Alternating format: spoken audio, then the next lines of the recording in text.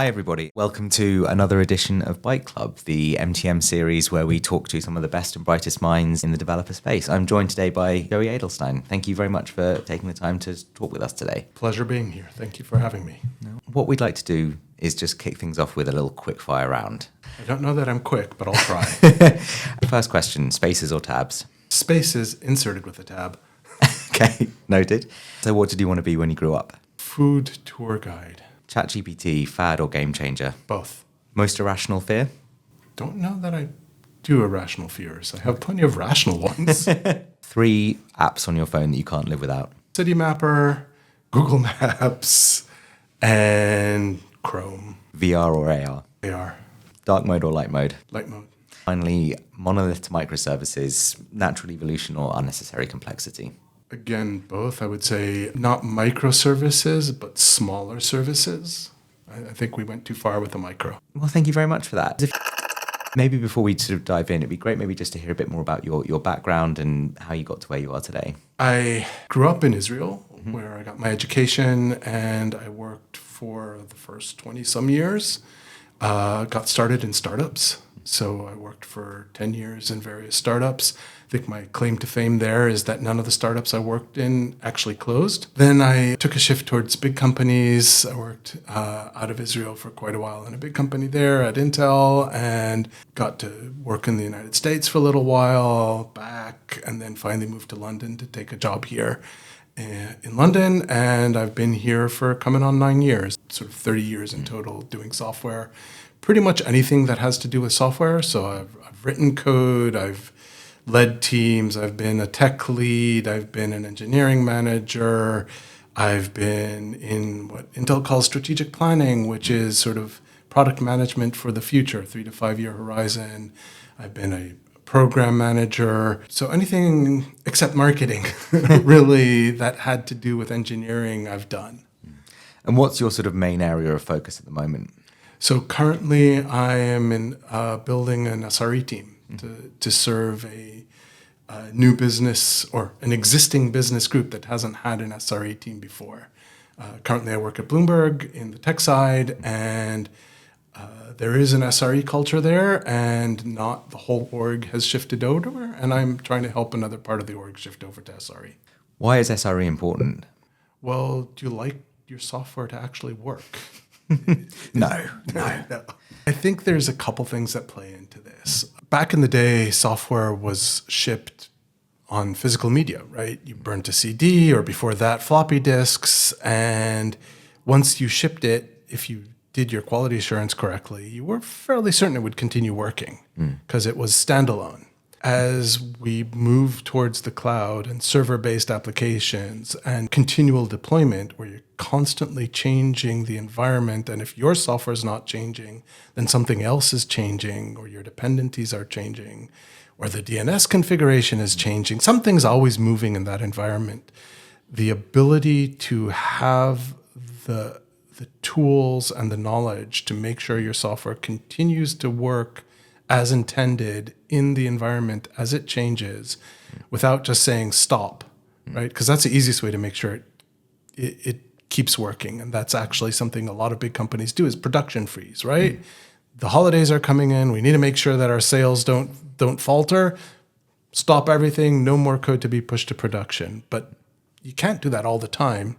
You want to be able to enable continuous change while making sure that your things continue to work as expected. First of all, you need monitoring, and then you need alerting if something goes wrong. You need to know how you're deploying it. You need to know how you're rolling it back. You need to know what to do when something goes wrong. And all those things are not things that traditional software developers that are focused on delivering features think about as much. Obviously, this is sort of evolving scale. Very few people actually just write code, push it to production, and run away. But being an expert on the other side of it, on maintaining it long term, on how you build it so it functions correctly and is scalable and is maintainable, is sort of a specialization within software engineering. And I think it is vital, because if you're going to create something, it is important that it does what you intend it to do in the long term. And that is what site reliability engineering gives you.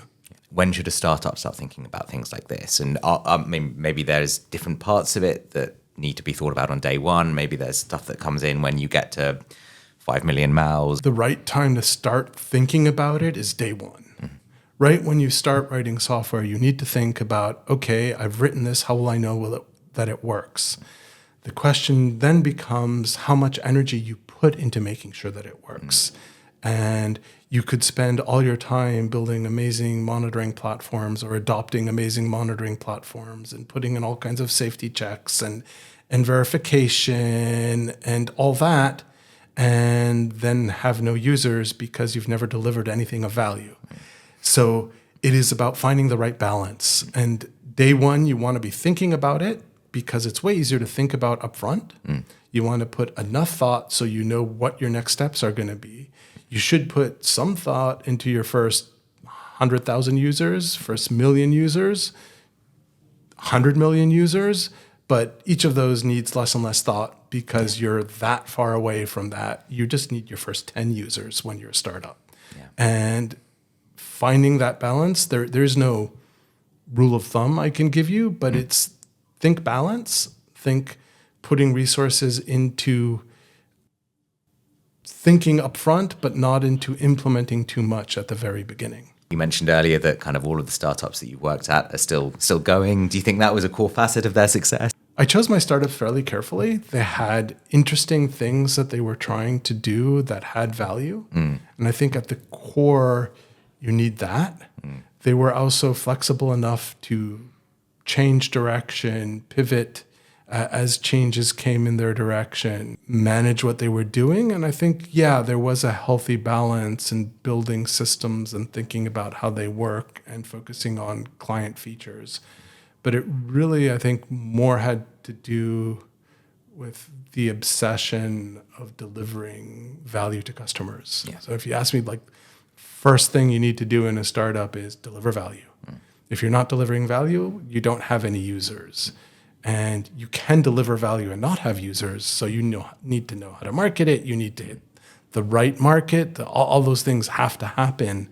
But at the core, it's about delivering value, not necessarily reliability. Although, of course, if you don't have reliability, you're going to lose all your users. So it is, again, about balance. Right at the start in our quickfire round, I asked you whether Copilot was a fad or a game changer, and you said both.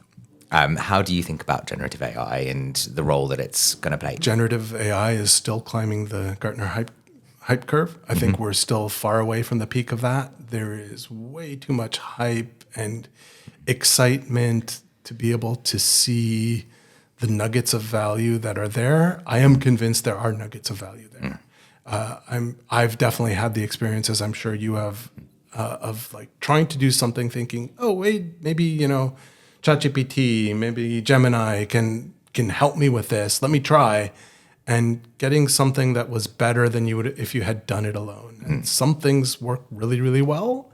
Other things work unbelievably bad. And being able to tell the difference is the tricky part at the moment. As I think this gets refined and we figure out ways to really focus in on what adds value as opposed to focus in on what's sort of fun or entertaining.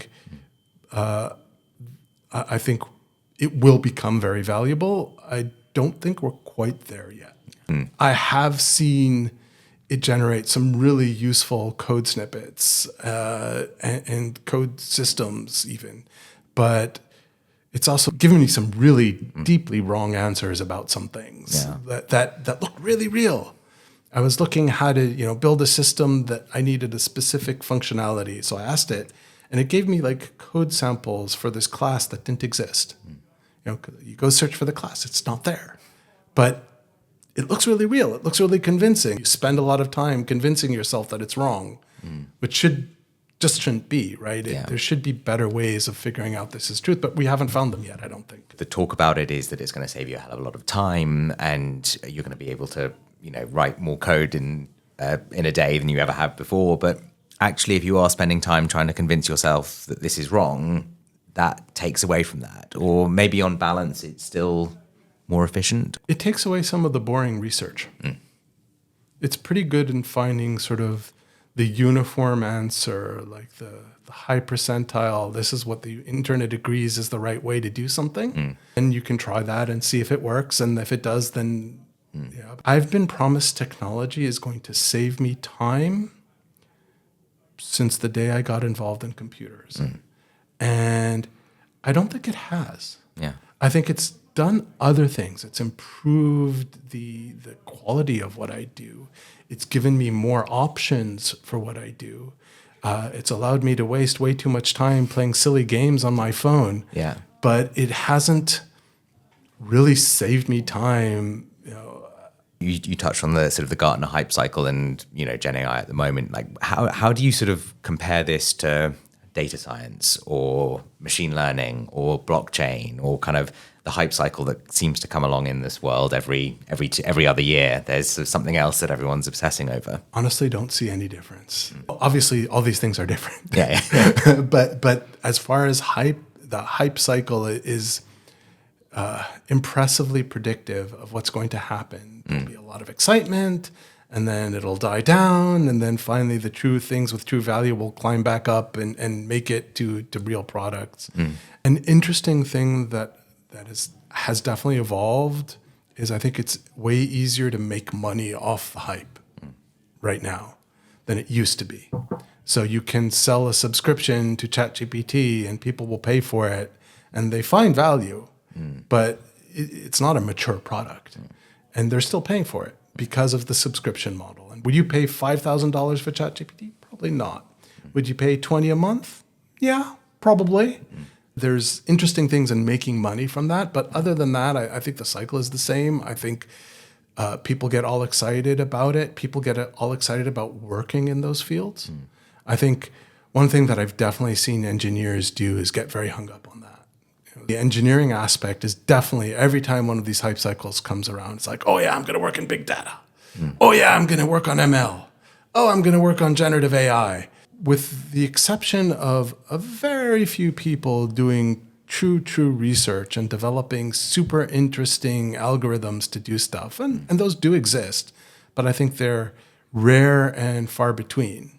And probably most of them are in the academia as opposed to actually working in the industry. Although there are some big companies that have significant research arms doing interesting research.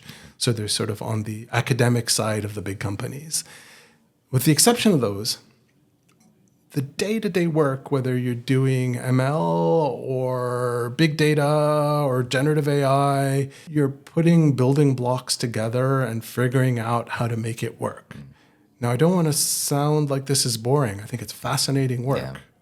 But it can be just as fascinating to do this for a legacy system, trying to figure out how to deal with a new data type that didn't get invented when the system was first conceived, and you need to thread it carefully through a large system, making it all work together, as it is to take something completely new and try to figure out how to make something that works. On one hand, you have a big complex system. On the other hand, you have something that starts out very small and grows. But the work is the same. You're building little pieces of Lego together and making something fantastic, but you're not doing work that is so different in each one of these fields. Yeah. There's a certain type of person that just always wants to go and work on a greenfield project. But the reality is that more often than not, you're working on a brownfield sort of piece of tech and stack, and there's all sorts of legacy decisions that need to be contended with and handled and so on. 1 month into a greenfield project, you're already in a brownfield. Yeah.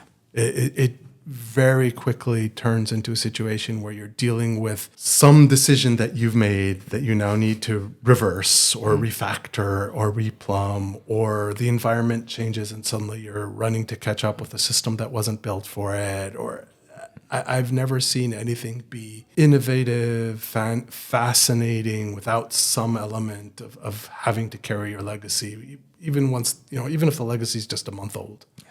Now, I might be exaggerating a tiny bit, but not that much. Yeah. How do you get sort of juniors, maybe to developers with less experience, to think about working with generative AI? And this idea that sometimes it can give you the right idea and the right code, and sometimes it can give you something that looks perfect, but is from a class that just doesn't exist. What advice would you give to a young software engineer straight out of their degree? Learn to think without it. I think for the next couple of years at least, there is not going to be a magic solution to do your job. And good thing, because you actually want to have a job and get paid. So you need to learn how to think. You need to learn how to reason about these technical problems. You need to learn how to analyze systems and understand how they connect and interact with each other. You need to be able to understand the fundamentals driving these kind of systems, so that when you want to do something using a generative AI, it can certainly help you work faster. But it's just like generative AI working to write your next sentence when you're writing a document. Yeah. Half the time it's exactly spot on, and half the time it's completely wrong. And unless you know what you're trying to do, you're not going to be able to tell the difference. And when it's spot on, it saves you a bunch of time. Click right arrow and it skips to the end of that sentence, and you didn't have to write a whole bunch of mumbling around and being polite. Not that being polite is bad, but writing the text is the same, right? It's boilerplate politeness. Cool. Generative AI can do that for me. Fantastic. Same thing with code, right? If you want to write a loop that just goes through a bunch of things and does the same operation, generative AI can figure that out for you faster than you can remember the syntax. Yeah. Especially if you're like writing in a language that you're not as familiar with. It's super helpful then. But you still need to understand what you're trying to do. You need to be able to reason about the problem. So I think putting in the effort initially to learn what you're trying to do by hand, not trying to just use generative AI for everything, then use the generative AI to speed yourself up. I think that is a sound way of doing it. I don't think learning how to think has ever been something I've regretted. How does that play into sort of team structures and team planning? It feels like this human touch and the ability to think is kind of not going to go away anywhere. Like, what do you see as some of those kind of characteristics of a sort of a high-performing team? Looking back, I don't think there was as much an emphasis on teams. I think the concept of a high-performance team has been around for a while, but we had a lot of emphasis on tech and technical excellence. And I think that is something I've seen grow sort of to be more people-focused. And personally, I'm a huge believer in people first. So when you want a team that works well together, you need to find people who know how to interact with each other. So many engineers are introverts, and there's nothing wrong with that. But how to get over that and work with the people around you to a level that's enough so that you're actually communicating, and emphasize communication and emphasize being nice to each other, and making it so it's fun to work together. I think that's super important. I'm a big believer in diversity of all types. So not just race, gender, but also education, thinking style, making it so that we bring different things from different people and are inclusive in who we bring in. So it's not just people from some specific background. I've seen too much focus on diversity that's been very, I'd call it Western-led. The thinking is American or possibly British, but it seems to be mostly driven out of America. And there's some biases that are built into the diverse thinking. I think the first time I was introduced to the concept that maybe women are not as good at math as men was when I was reading some book about diversity. I was like, wait, what? I never grew up with that bias. That just wasn't part of my culture. I never thought I was better at math because I was a man. Never entered my mind. So this was a bias that comes with the diverse thinking. We need to work around fundamental built-in things that came with the movement towards diversity and figure out how to be more inclusive even culturally and to different cultures, different religions. And it's difficult because some of this stuff conflicts. But focusing on people, focusing on making sure people want to work together and collaborate well. The best teams I've worked on were not necessarily the best engineers. but rather they worked well together, they had fun working together, and they delivered really, really well together.